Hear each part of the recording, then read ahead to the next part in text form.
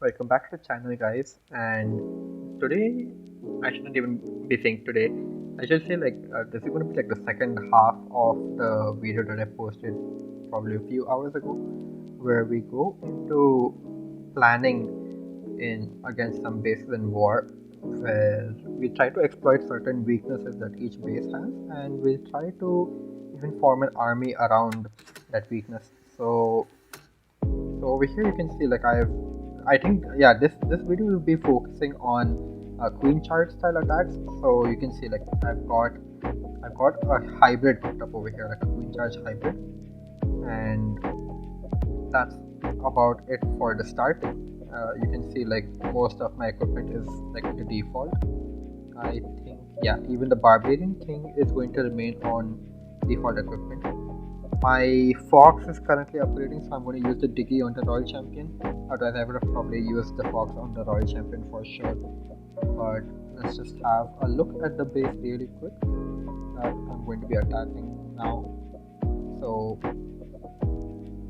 this is the first base that I'm planning on attacking. You can see it's kind of like a diamond teaser kind of base, and let's just spot some weaknesses that are there in this base.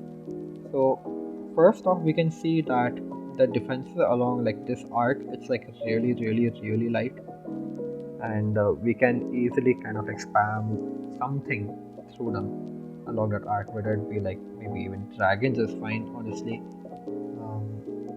Even like now in my case I've cooked up like a hybrid, so we can definitely have like, if you see like the width of the arc over here is like more or less around the diameter of a heal spell, so we can definitely take advantage of that. But we need to ensure that we have a funnel that goes into this path first, so we need to make sure that something is clearing at least this much on each side before we send the hybrid through like this. So in order to do that, what I'm actually going to do is I'm going to have like a queen charge for the town hall area.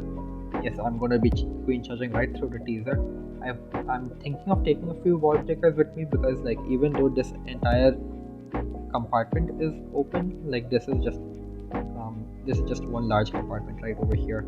It's completely open all the way through, so it's obviously ideal if my queen can walk straight in.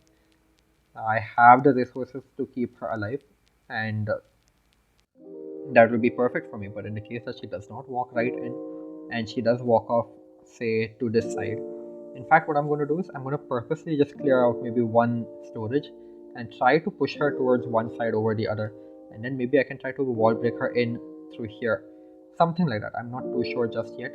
That we'll have to figure out on the fly. But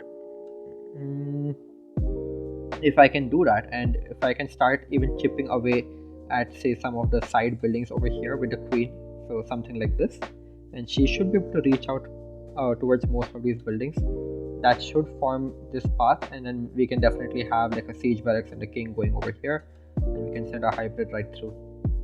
So it's a very simple plan, there's not really much to it, but let's just hop right into the attack. Okay, so one reason why we can queen charge the town hall is because there's nothing that is there behind the town hall that can like literally instantly kill the queen. There's no monolith, there's no single tower inferno, so this is going to be a relatively easier queen charge, I would say. And I can grab two of the enemy heroes right at the very beginning. So I think I'm gonna actually funnel out the elixir collector and push the queen towards the left. So let's just see how that goes. And should be okay, I think, so far. Okay, that looks fine. We'll start funneling the queen a bit.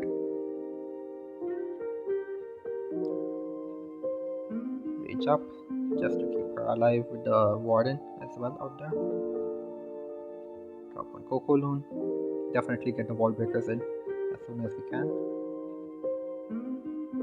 Okay, we've pulled out the CC as well, that's great for us. Just gonna place the poison a bit aggressively. This should look good for us, I think. This is looking pretty good for us so far. I'm just gonna get rid of that with that was not enough. rage over here. That should be hopefully enough. Yeah, okay. The queen is looking pretty good right now. Okay, I got that wall break just in time. I think we can get started with the hybrid. The funnel is not the cleanest, but okay. I think I can just do it like this. That should force the queen to stay kind of like inside in a way. Okay. Yeah, I've left the Tesla back over there a bit, but it's fine. This is looking decent so far, I would say. Okay, I'm just gonna freeze that up over there. The warden has started following the king for some reason. But it's okay. It happens sometimes. Just gonna force the king ability a bit so we can push the hybrid towards that multi-inferno and the monolith in the core. Just gonna wait a bit. My queen is alive and doing pretty well out here. I'm gonna preemptively pop his ability so I can keep them alive through the ricochet cannon and the back-end defenses over there as well. Most of the miners have gone outside, but it's looking alright, I would say. We are a bit short on time. If my wardens had kept following my hybrid, it would have been fine. Maybe what I should have done was something like funnel the king to ensure that he walked along rather than fall back towards the hybrid. But otherwise, I think that was a pretty strong queen charge. Sure, like that was, I think, the biggest mistake that we made. And you can see this is a pretty close fail. Like, despite the warden not falling with the hybrid, I don't even have like maximum. I don't even have a max level of miners, and that was still pretty close. It was ultimately just a time fail. Anyways, that's it for this attack. Let's just hop right into the next attack. Like a plan for the next attack. Yeah. Okay, so this is the base that I was looking at, and you can see it's like a very nicely spread out diamond kind of base. I'm sure this is actually pretty popular layout, but I'm going to try to do something a little bit more creative, you could say. Maybe not creative, but we're going to break the base down a little by little. So you can see how the damage is mostly concentrated in like 3 sectors, and they're very, very isolated from each other. The base is kind of split into like 3 compartments like that, and we have a lot of walls to kind of dig through. So definitely something like bowlers or just simple titans is not going to be the easiest to do on this base. Sure, it is possible, but I would prefer not doing that when I have the chance to choose which troops I would like to use. And we also have to consider that each of these compartments leading up to the town hall are actually very, very broad. Like, look at the size of this compartment. It's like we need some definite way of making sure that we can 3-star this base. So some weaknesses that are there that I can see on this base is that the town hall and the monolith are actually like grouped up together in a way. So when I see like a combo like this, I immediately just think like I can definitely try to get a blimp inside there. And in order to do that, what I'm going to have to do is actually trim out some of these defenses so I can get like balloons to go towards the monolith, and that will enable me to pull the traps and get the kill over here on like this set of buildings using a Yeti bomb. So now that part of the weakness is identified, what I can do is, it's like, suppose I have a queen like charging this area, and then I have a blimp that gets rid of this town hall as well. So what I can do is maybe I can let the queen maybe go off the side. She should be able to like grab maybe a bit more, and that creates like a funnel that's like this deep, which should leave us with just like this much of the base, I would say, mainly. But yeah, so now what we can do is we have like this void space also over here, but if I had to consider like another thing I could do now that I've taken out this area of the base kind of, is that maybe I can just have root riders going over here. I can just do like a root rider smash kind of thing. So now this is a bit iffy. Like you can choose to do either a normal queen charge, or maybe I can have like a recall queen charge. So if I do end up doing a recall queen charge on this area and then sending her over here after recalling her, and the blimp is like taking this part out, then if the root riders go through over here, then the pathing is actually pretty clean through the base. Like if you see the defenses, they should go through like this. That's actually very nice. So like the queen can easily handle out most of what's out over here, and I can even join the royal champion with the queen later on, something like this, and then my smash can go like this. Yeah, I think that's a good plan. So let's just see that in action. Okay, so here's my army. I've done it like you can see I've added a recall spell, so you can see that the spells are kind of like what I use for my super polar smashes, except I don't have a jump spell, I just have a recall spell instead. And I've just randomly made up this army on the fly, so it kind of looks like a normal army, I would say. Like we've got some funnels, we've got giants for the RC in case I decide to keep her somewhere else. Like it's always just good to have like giants to keep in front of her. And yeah, just everything else is pretty much the same. So the apprentice warden as well, I'm just trying to boost the health pool because I'm going to be sending all of my tanks right through the core, and that's about it. So that's about it for the army. For the hero equipment, I have the gauntlet on the king because the rage tower areas are pretty dense. So if I do end up using it at the right time, then I can probably grab a lot of good value. I've got the rage vial on the warden because this army already has a very large health pool, and the apprentice warden is going to be boosting their health pool much more than the warden would be able to anyway. So rather than having the life gem, it's much better to have the rage gem over here. And yeah, that's it. Like everybody else is pretty much default. Again, like my fox is upgrading, so I can't really use it on the royal champion right now, as it would have probably been a good alternative for me. Yeah, that's about it. Let's just dive right into the attack.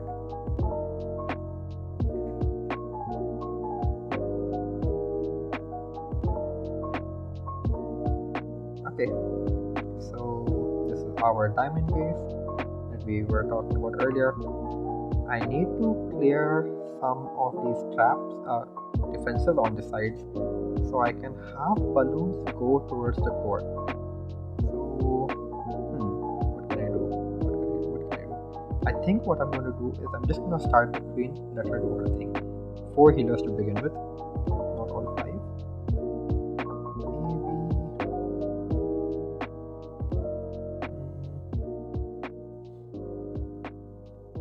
Let's just drop the skeleton as well up in front of her. If I can, maybe if I can get the wizard tower down, those balloons should go towards the monoliths, right? Oh, I pulled 1 air mine. That's actually good for me.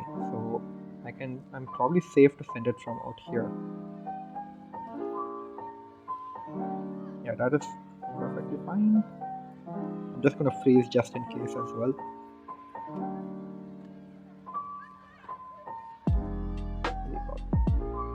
Come on, Yetis. That's good enough. That is indeed perfect. Alright, so the queen started going off to the right side of it, so I'm just gonna drop everything over here instead. Yeah, just gonna drop the poison a bit aggressively right in front of her, and just as things are kind of settling down, I think we can go. Yeah, we can get going.